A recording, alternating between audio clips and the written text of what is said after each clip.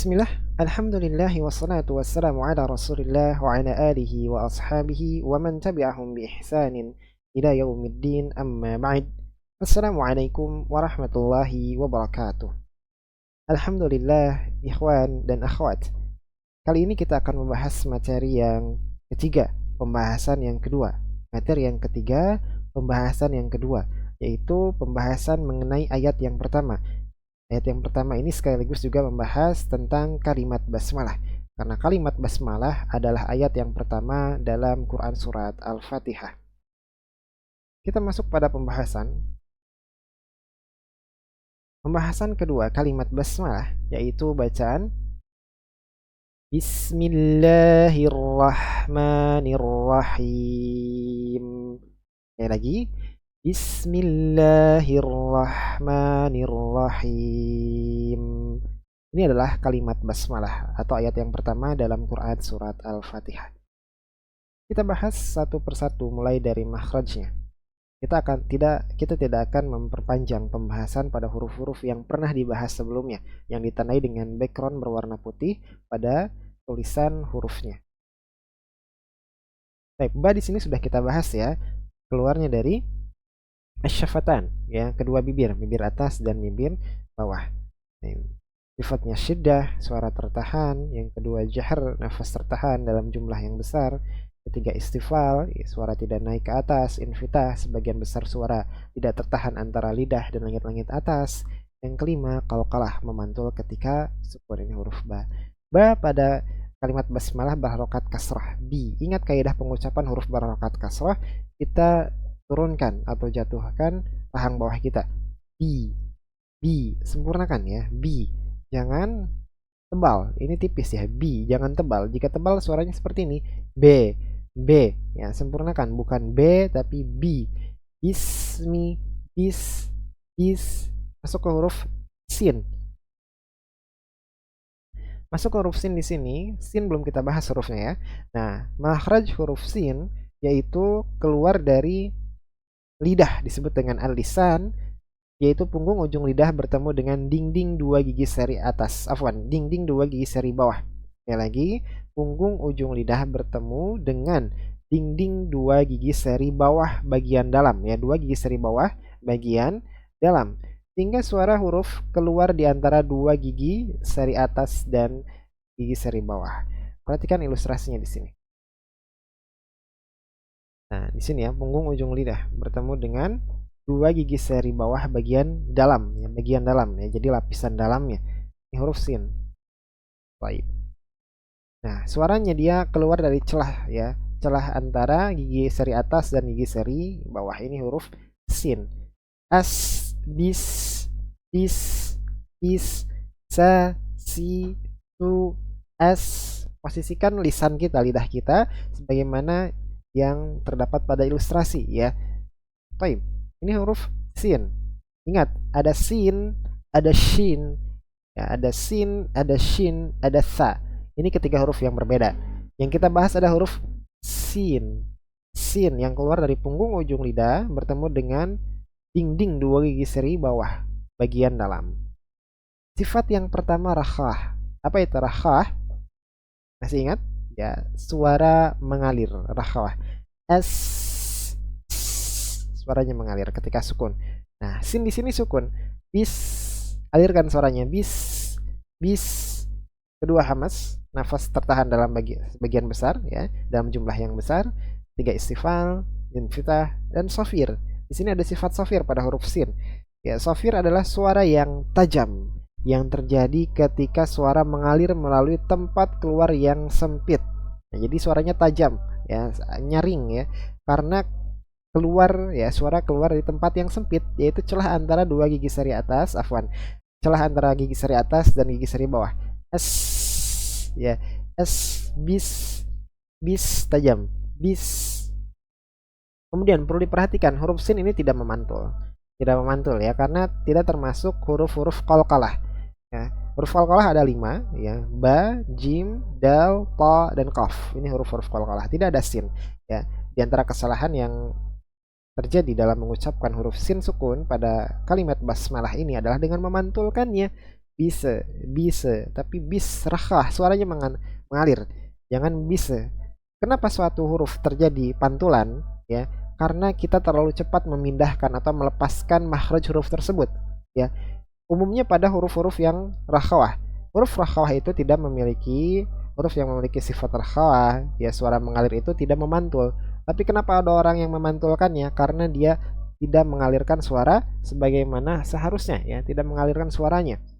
Ya, suaranya harusnya dialirkan, ia langsung lepas makhrajnya, ya, langsung pindah ke huruf setelahnya. Misal bis mi, dari sin pindah ke mim, bisa langsung dipindahkan, tidak dialirkan dulu suaranya. Ini yang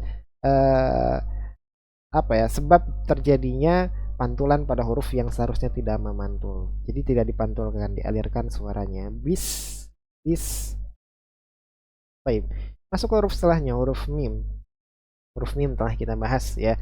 Mi di sini mim kasrah, mi, ya, kita turunkan atau jatuhkan rahang bawah kita, mi, dan tipis, jangan me. Besme bukan besme tapi bismi, ya. Baik, mim masuk ke huruf lam, ya, pada lafaz jalalah Allah, ya.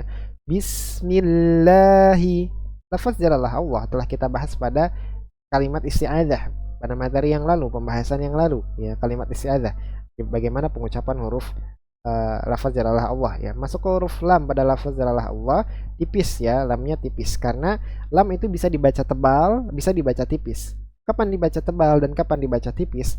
Lam pada lafaz jalalah Allah, khusus pada lafaz jalalah Allah, dibaca tebal ketika huruf sebelumnya adalah huruf yang berharokat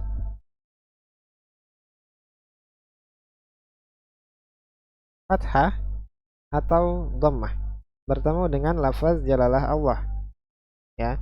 Jika keadaannya seperti ini, maka lafaz jalalah Allah, huruf lam pada lafaz jalalah Allah dibaca tebal, ya. Berarti selain ini, selain keadaan seperti ini dibaca tipis, yaitu ketika lafaz jalalah Allah, lam pada lafaz jalalah Allah didahului atau sebelumnya adalah huruf berharokat kasrah, maka di sini lamnya dibaca tipis. Contoh, bismillahi, millah, la, tipis. Yang tebal seperti apa? Lo, ini tebal. Lo, contohnya huwallahu, ya. Kata huwallahu itu diawali oleh huruf berharokat fathah, huwallah, ya. Huwallah, bukan huwallah tapi huwallah.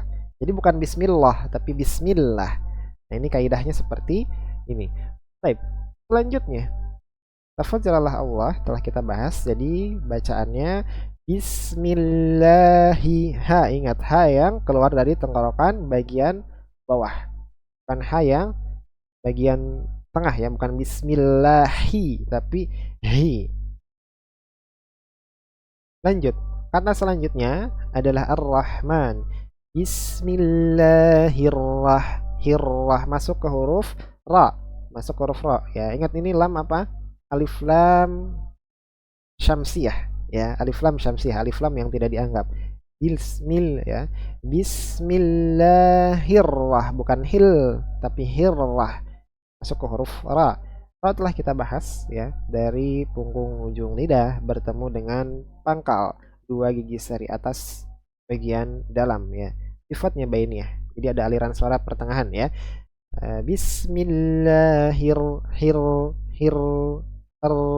Suara ra-nya mengalir pertengahan. Kedua jahar, nafas tertahan dalam jumlah yang besar, istifal. Nah, di sini seperti catatan kaki yang ada pada pembahasan sebelumnya. Ya, di sini ra dibaca istifal dan bisa dibaca isti'ala pada keadaan-keadaan tertentu. Di sini harusnya dia dibaca isti'ala, ya. Anda tidak memberikan catatan kaki, lupa. Harusnya ini diberi catatan kaki seperti pembahasan sebelumnya. Ya, di sini ra dibaca dengan isti'ala, seharusnya isti'ala dengan menaikkan pangkal lidah, ya. Dengan isti'ala naikkan pangkal lidah agar suara menaik, ya, suara menaik. Karena ra di sini dalam keadaan fathah, ya. Baik, mana sampaikan di sini Kapan ra dibaca tebal? Huruf ra. Di sini huruf ra. Huruf ra itu bisa dibaca tebal dan tipis.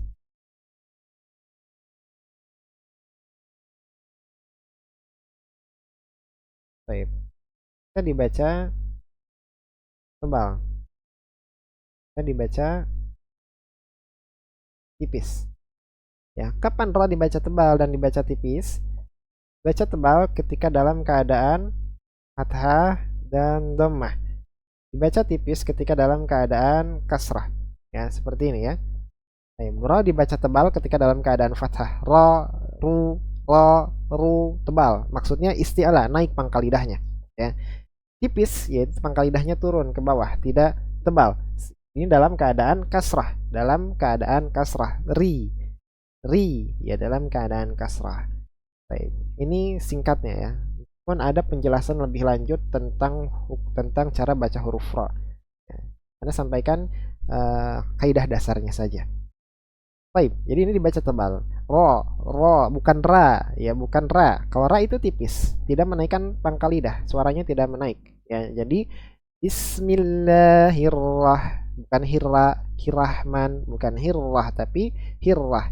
Ya, bukan hirrah tapi hirrah. Baik, ini huruf ra.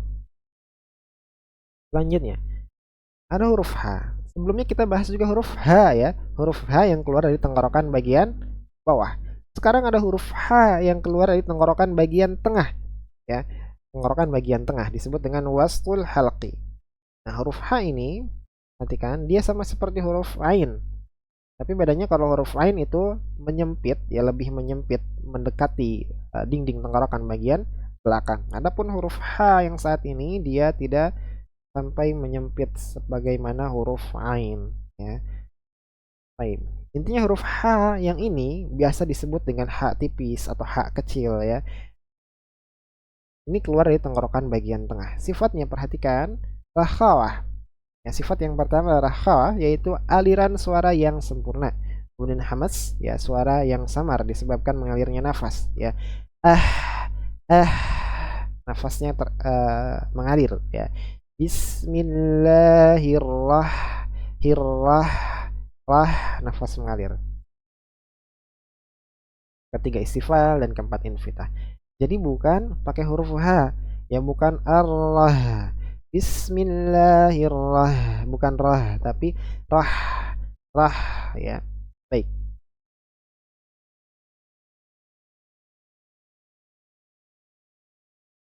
Mim sudah kita bahas, rahma panjang. Ya, bismillahirrahmanirrahim, panjang mim. Masuk huruf alif mad sudah kita bahas, nun juga sudah kita bahas ya. Ar-Rahmani, rahmani, ni tipis, ni ya kasrah. Ar-Rahmani masuk ke kata selanjutnya. Ini semua sudah kita bahas ya. Huruf-huruf pada Ar-Rahim juga, huruf yang pertama ra, yang kedua ha kasrah, yang ketiga ya mad ya sudah kita bahas, yang terakhir huruf mim sukun. Nah, kita lihat di sini bacaannya. Nah, baik, perhatikan dengan mengetahui ya atau dengan melihat pada materi-materi yang telah kita bahas, makharijul huruf dan sifat-sifatnya, kita baca dengan bacaan yang benar sesuai dengan makhraj dan sifat-sifatnya. Bismillahirrahmanirrahim. Ya, ingat ra tasydid jangan menggetarkannya berlebihan. Ya, dia memiliki getaran tapi tidak berlebihan. Jangan kita baca Bismillahirrahmanirrahim tapi hirrah, jangan hirrahmanirrahim ya. Kan dengan getaran yang berlebih. Selanjutnya di sini kita bahas hukum tajwid ya. Setelah kita bahas makhraj dan sifat-sifatnya, kita bahas hukum tajwid ya. Ada mad tabi'i. Di mana letak mad tabi'i? Yang pertama letak mad tabi'i ada pada huruf lam pada lafaz jalalah Allah yang dibaca panjang 2 harokat. Bismillahi Bismillahi. Kemudian pada huruf mim pada kata Ar-Rahman dibaca panjang 2 harokat juga. Ar-Rahmani, Ar-Rahmani, 2 harokat mad tabi'i. Kemudian ada mad arid sukun. Mad arid sukun ya, bacaan panjang 2, 4 atau 6 harokat. Kita gunakan yang 4 harokat ya. Teman-teman bagi yang menggunakan 6 harokat juga tidak mengapa, yang 2 harokat juga tidak mengapa. Tapi di sini kita gunakan yang 4 harokat. Nanti pada praktek juga kita gunakan 4 harokat atau boleh 6 harokat. Adapun yang 2 ini jarang digunakan. Meskipun boleh tapi jarang digunakan. Ya, ada pada huruf H. Nah, ini bukan fathah, kasrah ya, afwan.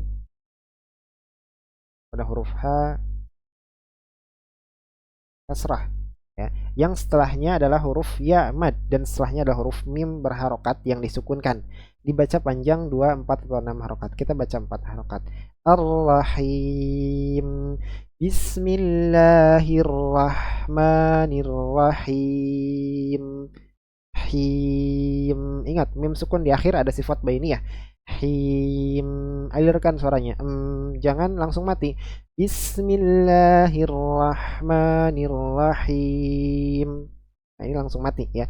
Lanjutkan suaranya. Alirkan suaranya. Him. Baik. Alif lam syamsiyah pada lafazillah Allah, pada kata Ar-Rahman dan pada kata Ar-Rahim. Kemudian kesalahan yang biasa terjadi. Kita masuk pada kesalahan yang jelas dulu, lahan jali. Yang pertama ada pada huruf membaca huruf H ya, yang keluar dari tenggorokan bagian tengah. Pada kata Ar-Rahman dibaca dengan huruf H. Ar-Rahman. Ini mengubah makna. Ya, mengubah kata berarti mengubah makna. Ar-Rahman, bukan Rahman, tapi Rahman. Kemudian yang kedua masih pada huruf H, dibaca dengan huruf H pada kata Ar-Rahim ya, bukan Ar-Rahim, bukan pakai H tapi pakai H. Ar-Rahim. Selanjutnya kesalahan yang samar yang membaca matawi lebih dari dengan panjang yang berlebih. Bismillahirrahmanirrahim. Itu berlebihan, matawi 2 harokat saja ya, jangan lebih dari 2 harokat.